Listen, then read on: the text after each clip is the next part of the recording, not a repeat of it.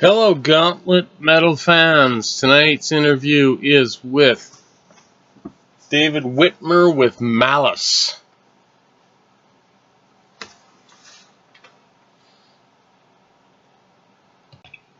Hi, Headbangers. Tonight we have David Whitmer from Malice.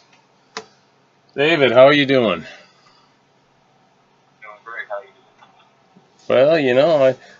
I'm doing okay, I guess, for 10 degrees. Where are you calling me from tonight? 10 degrees? Oh, come on. That's nice. You'd have this frisbee weather, right? Yeah, that's short. That's short and decent weather here. I'm calling you from great balmy, -3 degrees. Yeah, so. Ah, you're up in the Minneapolis area. Okay. Well, I'm from just one state to the west of you. That's where I grew up. Okay, north or south? North. All right, cool. So, cold. Yes, it is. Hey, would you mind? Are you on a headset or something right now? Yeah, I'm good.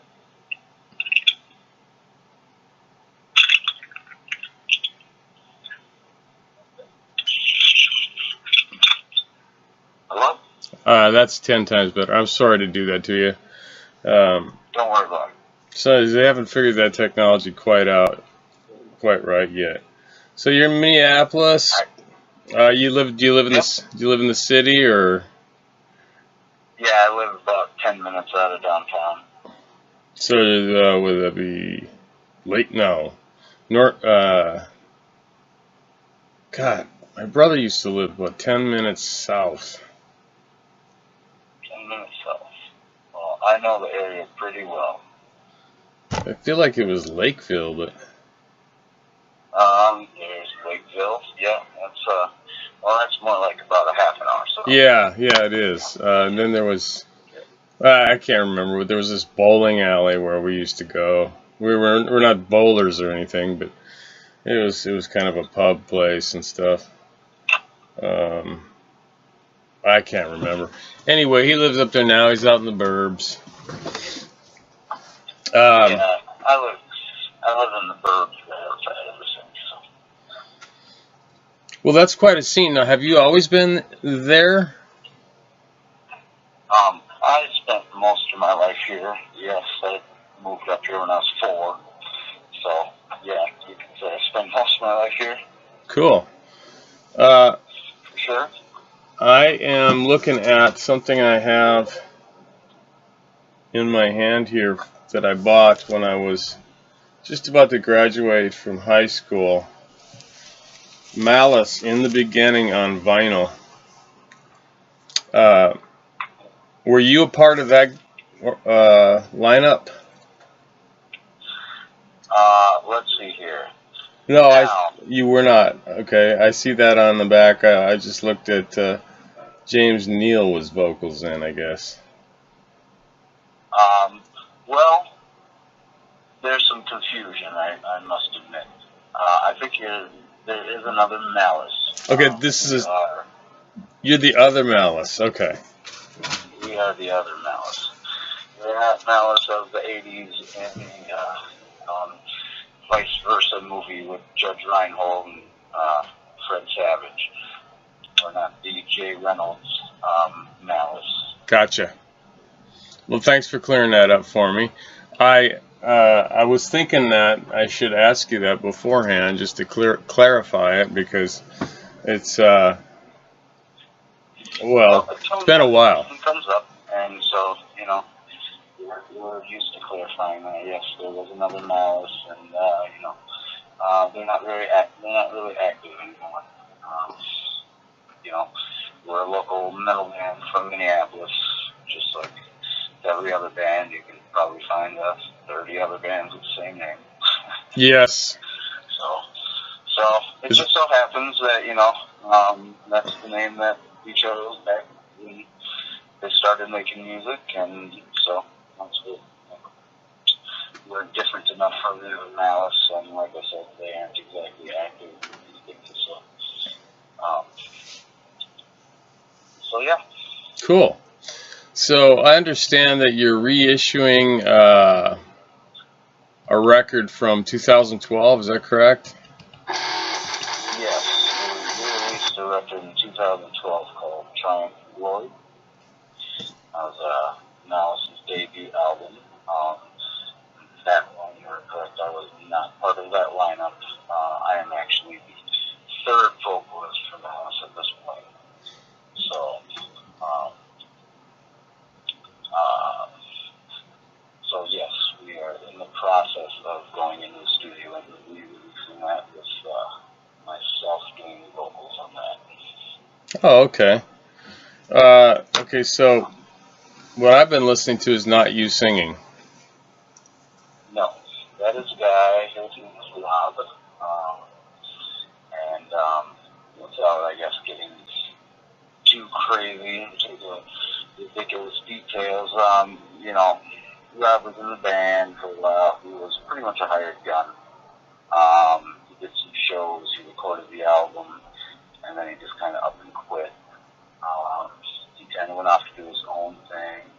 He released his own album with his own band. At this point, we will remain nameless. Okay. Just unfortunately, what's that? Go ahead. No, I said okay. Yeah. Just recently, within the past 3-4 weeks, some unfortunate allegations have kind of come out about this person. So, there's been a bit of scandalous stuff going on with that guy. So we're just trying to kind of disassociate and distance ourselves from that particular fellow. His band is dissolved because of the stuff that's going on with him. Like I said, Is it federal crime or is it like sex crime or? It has a lot to do with sexual abuse. Okay. That's the one you don't want to be associated with. There's no convictions involved or anything at this point, so I can't really comment everything at this point. It's just kind of hearsay, but at this point it's enough that we don't really want to be associated with that. And it just kind of, especially considering that one of the causes that we really fight for, and we spend a lot of time, a lot of our own personal time and money and effort into fighting is human sex trafficking and sexual abuse. So so that we're really trying to kind of push that out of our past. And aside from that too, I have a completely different vocal style than that gentleman does, and Ray and Sheridan and the band, we all just kind of decided that we like how we sound now as opposed to how we sounded then. So Okay. Can you give me okay, so this gentleman had a straight vocal style, and then he once in a while would take it out for a howl, a banshee scream, or something like that. His straight vocals were kind of tenor, or not tenor, but he was very power metal. Right. Can you tell me about very Rhapsody-like?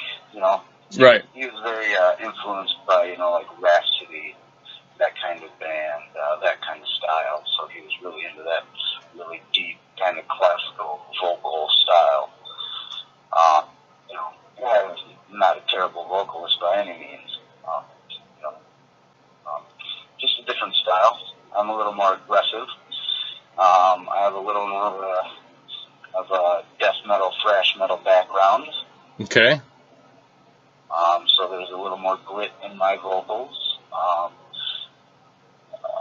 I don't have the really high falsetto range that he did, so I kind of do a little different things with the vocals. That I almost want to say that mine are a little more aggressive and definitely more aggressive, more harsh. I think there's a little more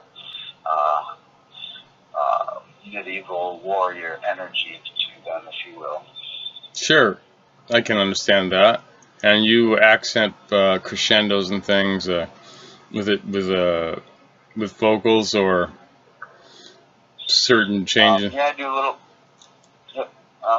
You know, I'm fairly flexible, so I've added a little bit more of a, you know, I stick to the what I guess I kind of call the power thrash metal kind of vocals, where I'm still singing clean, but I'm doing it very aggressively.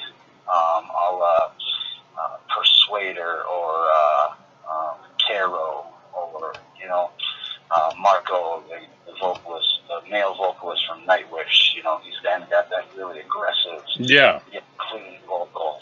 You know, and that's he's one of my influences. You know, so I kind of, you know, try to emulate that a little bit. You know, that really aggressive yet clean sounding vocal. You know. I know exactly what you're talking about. The other guy did not have in his, you know, during the verses, you know, before he would do the falsettos, or what if he did do the falsettos, it was clean, but there wasn't any energy behind it, really.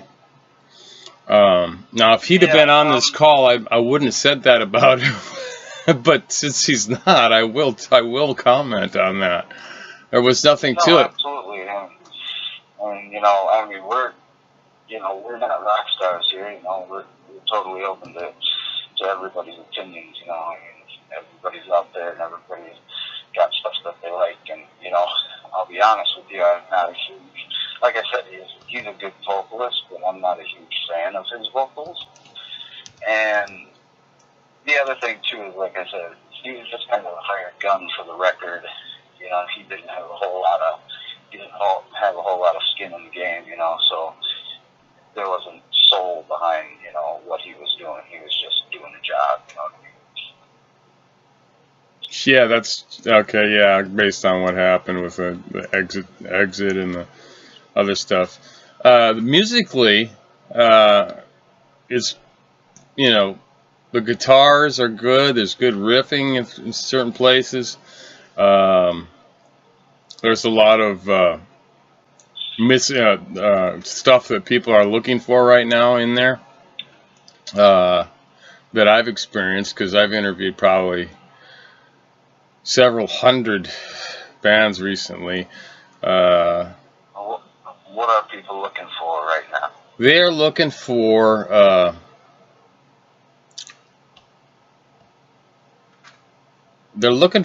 more of a power metal sound. I hate the terminology is like I don't know, new wave of British heavy metal kind of sound. Do you know what that? You familiar with that term? My school right there. Huh? That's my school. Yeah, and the slicing, you know, sort of precision guitar work and stuff like that. Are you a growler when you do? I add that element, but in total, probably about 10% of the time. Oh, I bet it's perfect. Just when it's needed. Oh, well, I appreciate it. Yeah. No, you know, I mean, we're not a death metal band. We don't want to be a death metal band. You know, if anything, we're a very aggressive heavy metal band. You know, we're not speed metal. We're not. I wouldn't even say we're. You know, the closest that we are is powder metal. Okay. You know? But I wouldn't even go that far, because, you know, when I think power metal, I'm thinking, you know, like Stradivarius. I'm thinking, you know, Sonata Arctica. I'm thinking, you know, Dragon Force. That's what I'm thinking. Power metal. So, you know, we kind of fit like Manowar. There you go. Perfect. That's probably the perfect category for us. You know, that's, you know, you get a lot of influence from them. A lot of Iron Maiden influence, a lot of, you know, that old school Judas Priest kind of influence, you know. But we're trying to take it to today's level, you know, just modernize it a little bit while staying true to what we really are, you know. Sure. Just straightforward heavy metal with, you know, we got an amazing guitar player in Sheridan Dolan. You know, I stand on stage and I just watch him play, and I'm a guitar player too, and I watch this guy play, and it just blows me away. So well, that's cool that you also play guitar. Yeah, you can understand the different scales being used and things like that, I presume. Yeah, you know, I've been doing this for a long time. So how long have you been doing this, if you don't mind my asking? Let's see, 20 years. Yeah. 20 years? Yeah, 20 years. Yeah. You know, my first real solid, I could actually say it was a band. Started in 1998. I didn't start it, but, you know, we started in 1998. And I was in that band for 12 years, released an album, played a lot of cool shows. I was in another band that, you know, got signed to Metal Blade for a little while. Unfortunately. Oh, cool. I was not in the band when they got signed to Metal Blade, but I helped start that band. And, you know, I've been in a couple other bands along the way, so we've been doing this for quite a while. So I'm going to guess you're 35. Close. I'm 38. 38. Yeah. Wonderful decade, the 30s. Yeah. So, I lived through some really good times in music and local music. It's really hard right now in local music to get anywhere, because of all the online stuff, you know. Nobody really cares to go to shows at the local level anymore. So yeah. That's kind of detrimental. You know, well, back when I was doing this full time, you know, everybody was going to shows all the time because you had to network. That's the only way you could talk to people was to go to shows. You know, the internet was so small. So. And the female fans had a whole different look. Yeah, and you couldn't just watch people play on YouTube. Yeah.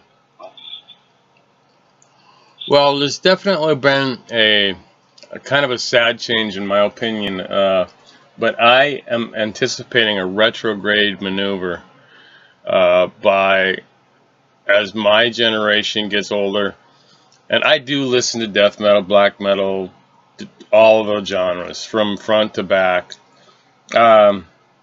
I'm 50, so I was at Black Sabbath all the way up. Or if you want to go, you want, yeah, Deep Purple, even Blue Cheer. But I will say that I've done a lot of articles on the music value gap. And one of my statistics is on Spotify, if they have paid for their subscription, right? You get the equivalent of an album's worth of royalties after the listener listens to the entire album, every single song, 125 times. That's what it takes to equal the sale of one record, physical record. So there's definitely a problem paying the people who make the music, and it won't stick around. I know a lot of guys working on solutions to it, and some of them are pretty innovative. But and it's still digital based, but they have a new encryption technique that's pretty fascinating. I didn't know it was that much. Yeah, it's you can make money, and you can make money off merch if you want. But no, you're right. People don't go to the local shows, but they still book the long tours. Sometimes they'll play in front of 3 people. I saw Metal Church with 2 people in the audience. I've opened for Metal Church. My old band, we opened for Metal Church, and actually my band outgrew Metal Church at that show. And after we played, like half the crowd left, I just felt terrible. So I love Metal Church. They were like one of my influences growing up. Oh yeah, they were an interesting sound. for what was going on at the time. It was really cool. I loved them too. So you're not with 3 Inches of Blood, are you? Or weren't? No. Okay. I thought maybe you were you were the one that opened for him at the show I was at. Okay, so when do you guys do you have your own studio, or are you going to buy some time to go back and redo this? Have you started redoing it yet? We are actually right now I'm going in on Monday to record vocals for actually 2 of our new songs, because before we decided that we were going to actually re-record that whole album vocally anyways, I don't know if they plan on redoing any of the tracks, right? I know that we plan on doing vocals, but before we decided to do that, we were actually working on a couple new songs that we were working on recording for the next release, once we get all the songs compilated. But on Monday, I'm actually going to go record songs lyrics for 2 songs. One's called Slaying the Dragon, and the second one is called Wheels of Steel. Is that a cover of Saxon or a new one? No, it's just a new one. Yep. Or maybe their song wasn't called Wheels of Steel. Maybe that was just the chorus. I don't remember. I'm not sure. Yeah. So this is an interesting development. What do you anticipate so what's the scene? Because I talked to a band from Minneapolis last night or the night before, and they were telling me the scene was kind of fading out there. And what do you think of it? Well, like I said, I've been in the scene for a very long time. And it used to be huge. There used to be clubs all over the place that you could play. There was at least 4 or 5 different places in the cities that you could play. And, it wouldn't always be packed, but there'd always be, a good number of people there, hanging out, having a good time. Now, we play a local show, and we have to dig pretty hard to advertise and to get people to come out. I mean, when we put on shows at this point, we try to involve a lot of other activities, to get people to come out and, hang out and have a good time. I found a trick that worked for a couple of guys, but they booked like 5 bands for the same night. And they had a line out the door, of course, but sometimes the more quantity helps. Yeah, and we're doing kind of, we put on Sword Metal Fest every year, and book like 8 to 10 bands on that, and try to make it a long deal. And like this last October, we just did one, and Malice, completely puts it all on ourselves. We rent the space. We ask the bands to come in, and they, donate to, and we donate a lot of the proceeds to charity and into, doing a bigger festival the next year. And we, have contests, give out prizes. We have, like we had a hot wing eating contest. We had a beer drinking contest. Cool. Just try to make it fun for everybody. Just have a good time. Cool. And it's all really just to get people to come out and see bands that they might not have seen before. To give little bands that don't get a chance to play just a chance to get out there and play in front of some people. Sure. I'm sure Benjamin will send me a press release for that festival. I hope he does. Because I go to We're Minneapolis on, quite a bit. I'm in Kansas City yeah, right we're now. on number 5, so. Okay. Well, that doesn't matter. He's aggressive, man. He booked every one of his bands for an interview with me. Well, you got to get the word out, and that's why we have him on our side. Yeah. Now, do you guys have a label you work with? I'm sorry, what? Do you have a label that you work with? No, we just kind of have our own independent thing that we release everything on. It's Iron Valkyrie, Iron Valkyrie Records. Um, don't quote me on that. I'll have to get exactly to get exactly what it is. Okay. That's a cool name, even in just the word Valkyrie to be using. Is there some Nordic people on I mean, you're from Minneapolis. Got to be some Nordic in the woodpile, right? There's definitely Nordic in it. Ray is Romanian. Ray's he's kind of the man behind the Malice, as we'll say. He's kind of the mastermind. Like I said, I'm the third vocalist at this point, so I came on board a few years ago, and I was actually originally just hired as a hired gun to play a sword metal festival because he had it booked and everything, and he couldn't find. And he didn't have a vocalist, so originally I just stepped in to play some shows with him. I decided to stick around. So here we are, 2.5, almost 3 years later, I guess. I'm still with the band. Would you say that this band is serious about what about where it wants to go and what it's doing? I'm sorry, what's up? Would you say that Malice is serious about where it wants to go and what it's doing? Oh yeah, we know exactly what's going. We know exactly what we want to accomplish, and eventually, the aim is to get a tour going over in Europe. That's where we want to be. The United States is great, but they don't look at music the way that Europe does.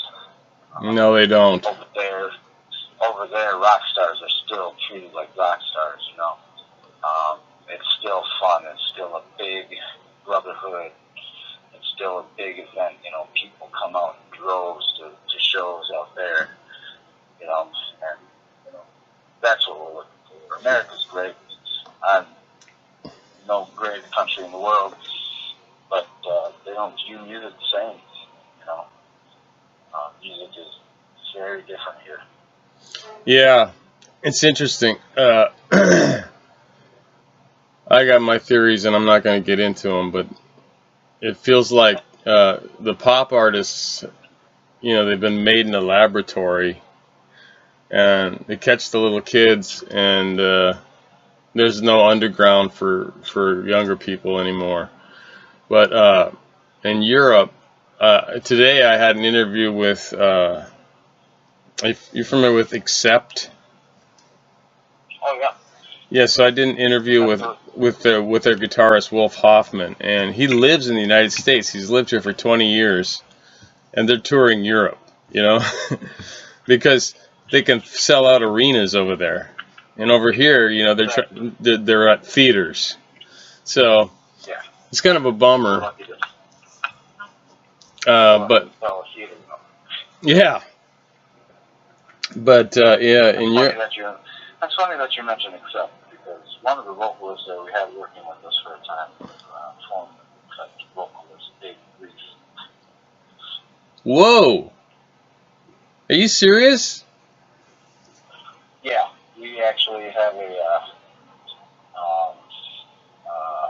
release called Fight, and that has it's floating around right now, and that has David Reese singing on it.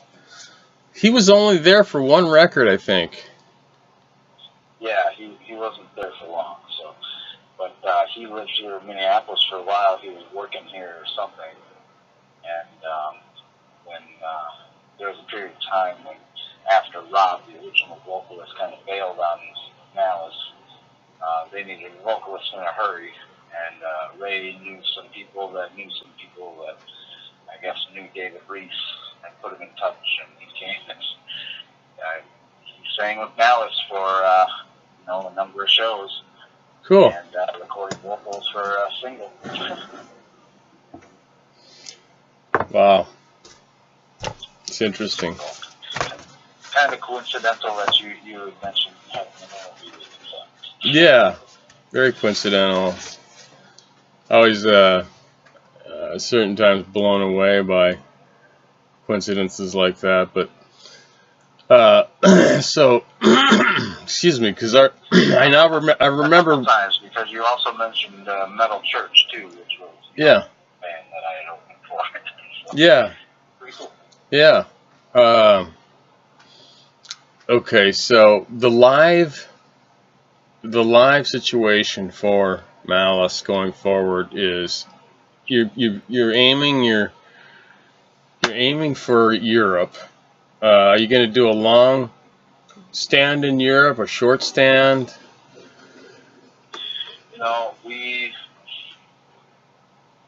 I don't think that's going to be like, this year or maybe next. I mean, this year being 2017. Right. I'm not even going to say that's, this year or next year even. I want to say that we honestly want to work on this album and finish this new album up. And then, again, release Triumph and Glory with new vocals. So we have a couple studio goals that we really need to accomplish before we can really go out and hit it hard and tour. Because I think right now we're kind of touring off of just Triumph and Glory and a couple of singles, and we really want to go out there with some material since it's been a number of years. And the fact that there hasn't been a solid lineup behind the band, and we're just kind of getting to a solidity. We're still, Ray is, I guess, like I said, the backbone. He's the mastermind. Sheridan is the guitar player. He ain't going nowhere.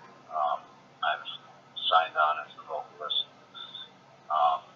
And so right now we have Troy Niebergall is filling in on the drums right now. We have a good relationship with him, but it's not meant to be a permanent solution at this point. Okay. A couple of drummers in the Revolution, and so we're still trying to nail down that. And so that's one other hurdle that we're trying to address at the moment as well. Cool. It looks good. There are some prospects there, so I don't think it's going to be too much of an issue moving forward. But like I said, we have to overcome this hurdle. We have some goals studio-wise, and then really promote hard on that. We have a short little tour coming up at the end of January, and then we have a show in February opening for Lordy. Okay. And then the Caboose here in Minneapolis February 13th. There's a good old venue. I haven't been to the Caboose in years. I love playing that place. It sounds amazing there. Yeah. There's some places in Kansas City that the sound is just so bad that you just hear a sort of a noise with a few, like, maybe a occasional riff, and the vocalist peeps up above everything, and then it's just drums and noise. Anyway, good acoustics. I can't say enough for them, especially being older. It's like some people just want loud noise and they just want to mosh, But if I go in a mosh pit, I'm going to break bones. But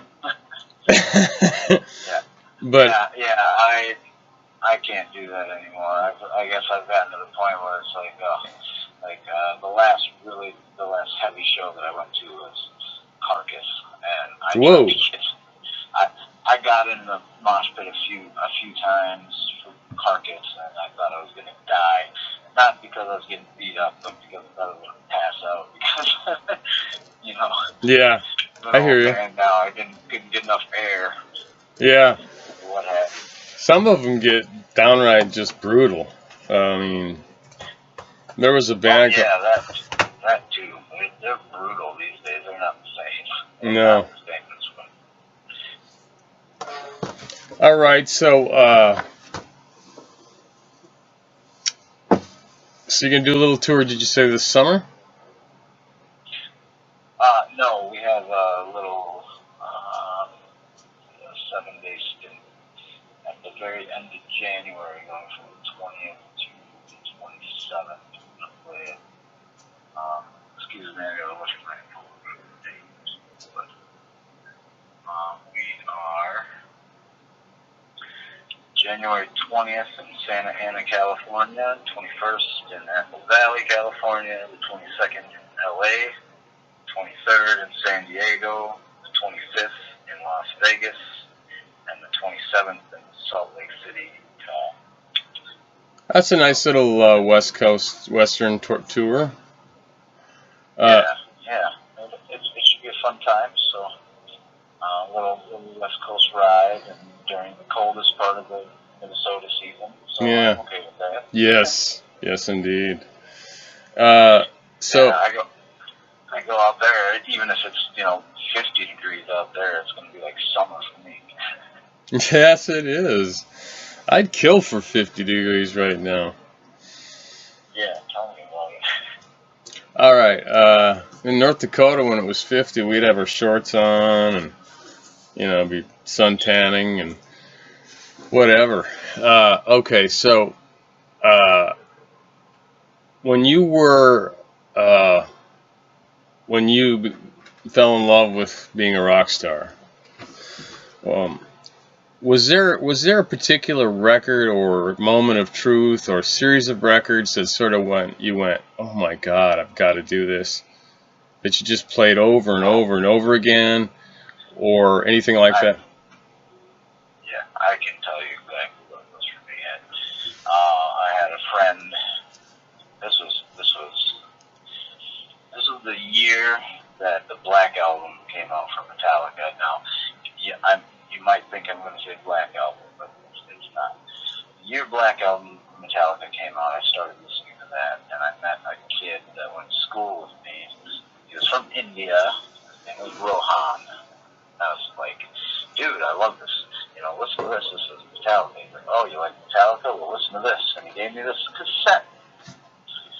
And on one side of the cassette was Iron Maiden, Seventh Son of the Seventh Son. Beautiful. And on the other side of the cassette was Iron Maiden, Peace of Mind. And I popped that in. I listened to that. And at that point, I was like, Metallica who? Yeah. And that sealed the deal for me. I listened to that over and over and over again, and I've been an Iron Maiden fan ever since. I bought all of this stuff. At that time I was 13. I bought everything that I could find of theirs. I bought VHS cassettes of them. All the VHS cassettes I could find, and I would watch them every day when I got home from school. My dad called it worship hour. He would come home from work and I'd be watching my Iron Maiden VHS and he'd be like, oh, worship hour, huh? So, I watched Bruce Dickinson and on stage, the World Slavery Tour, Live After Death, live, seeing him on that huge stage, the Made in England VHS video, that huge stage, and I was just like, that's what I'm doing. That's what I need to do.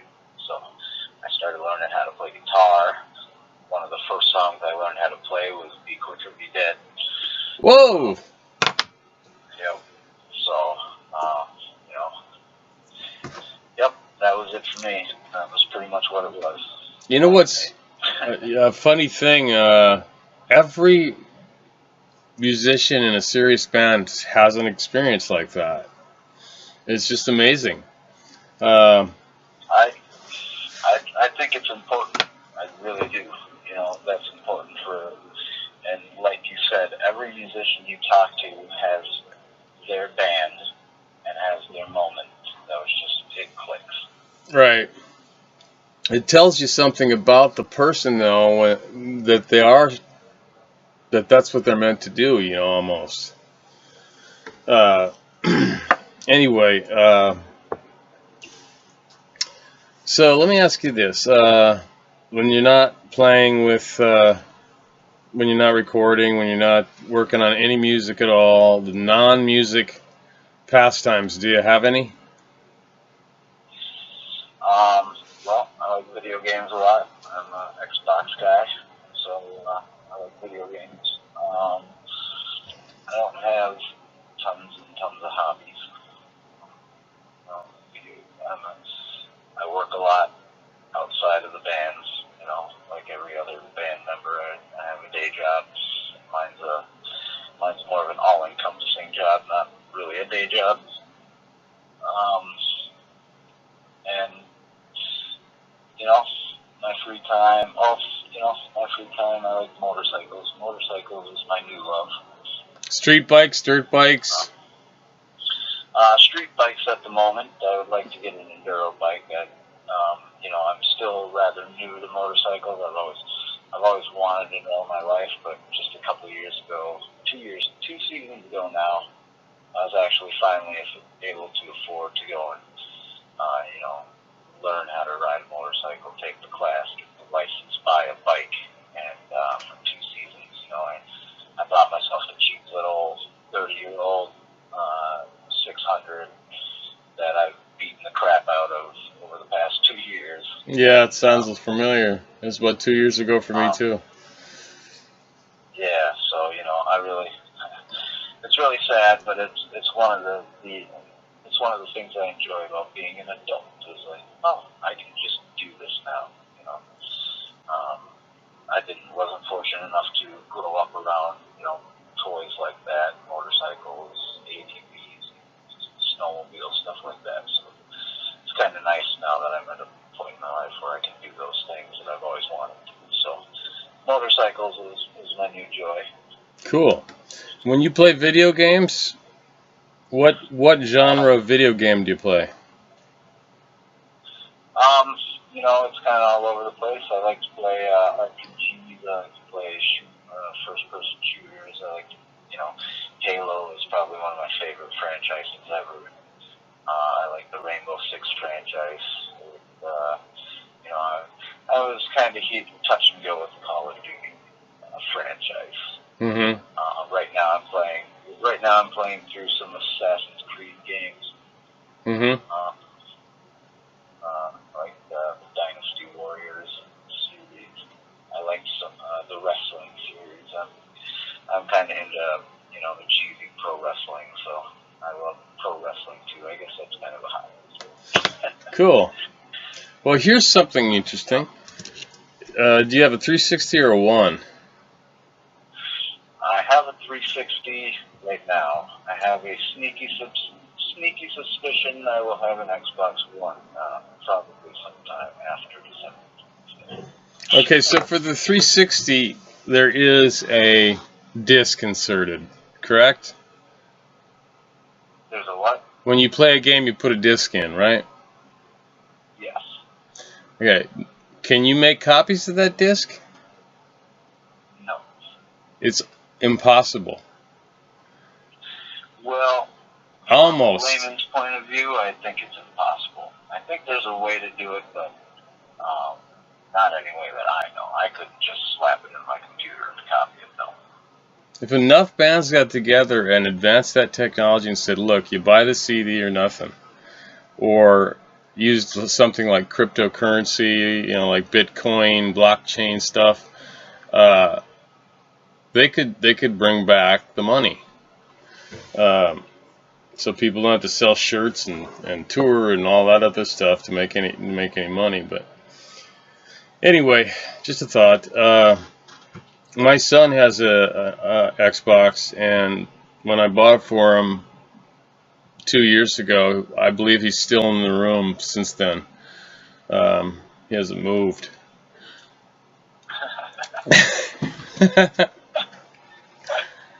Got a little problem with the Xbox. How's the kid? He is not old enough for the freaking mature games, and I want to get some for myself. You know. Right. Yeah. He. Well, I grew up in a time where my dad was just as into video games as I was. So, one of the funniest things growing up was the very first computer we ever got was in my bedroom, and the very first computer game we ever got was Doom. Oh, And, sure. My dad would be, after I would get home and I would play on the computer for an hour or two, I would go to bed and he would be on the computer and he would start playing that game, and I would get up in the morning and go to school. He's still playing the game. And then, on his days off, I would come home from school and he'd still be playing. He got so good at that game, he would run through that game on, like, nightmare difficulty, and he would do no cheat codes because he's a no cheat code guy. He was like, you can't cheat. You gotta play the game how it's supposed to be. And he would run through on nightmare mode and get 100% everything. And that was the only way he'd play the game. Wow. And I've never seen anybody do that, but he could run through that game on nightmare and get 100% everything. 100% secret, kills, all that stuff. That game was quite a bit ahead of its time, I thought. Yeah, it was fun. And I never tried to match him on that game. Yeah, you didn't have the time. So he was really into video games. What's really funny, too, is, like, my mom was into video games, too. And back when we had a Super Nintendo, like, she got into Super Mario World. She used to play that game with us all the time. And she got really good at, the very first SimCity, the 2000, that came out from the Super Nintendo. Oh, man, I lost weeks to that game. Yeah, and my mom used to play that game. She used to play that game. It was crazy. She knew the cheat code to get $1 million, and I couldn't even do it, but my mom could. It's pretty crazy. So I grew up, with parents that also loved technology, and they loved playing video games. So I had that addiction as well. Do you have any irrational phobias or even rational phobias? The only thing that I'm really scared of is snakes. Snakes? Yep, that's my only fear, really. Yeah, they're kind of creepy. Kind of creepy. Yeah, I can't even stand seeing them on TV. Like, they creep me out that much. So I'm not laughing at you. I'm laughing with you. Yeah, I see them on TV and I have to look away. Like that movie Anaconda. I've never been able to see that. Oh yeah, I know what you're talking about. Excuse me. Go ahead. No. Okay. Anything with snakes. I appreciate you admitting that. What was your worst subject in school? Geometry. What was your best subject in school? Algebra. Yeah, I had the same kind of thing going. Algebra made a lot of sense, but geometry, my God, that was just a whole different world. Yeah, it's weird. I failed geometry 2 times in a row. And algebra was the only class I ever got an A+. Cool. Now, are you talking about high school or college? High school. Okay. I went to a trade school for college. So. What trade do you possess? I'm a chef. I went to the cordon. You got expensive knives? No. I think cheap knives do just as good as long as you keep them sharp. Yeah, I know this guy. He spends like $3,000 on a knife. I'm like, what? It's a knife. Yeah, I'd be afraid of dropping that. See, I got one knife that was really nice that somebody gave to me. And it was only a $60 knife, and I never use it because I'm afraid I'm going to ruin it. You like notch it or something? You know, so, yeah, so, you know, I mean, so nice knives, when I have nice things, I don't want to ruin them. So if I spend $300 on a knife, you know, I don't want to use it because I don't want to ruin it. You know, so I'd rather buy a cheap knife that I can get for $5, $6, keep it sharp, throw it away when it's garbage, and then get a new one. Cool. I think you're probably right there. What is the weirdest thing a fan has ever done to get your attention?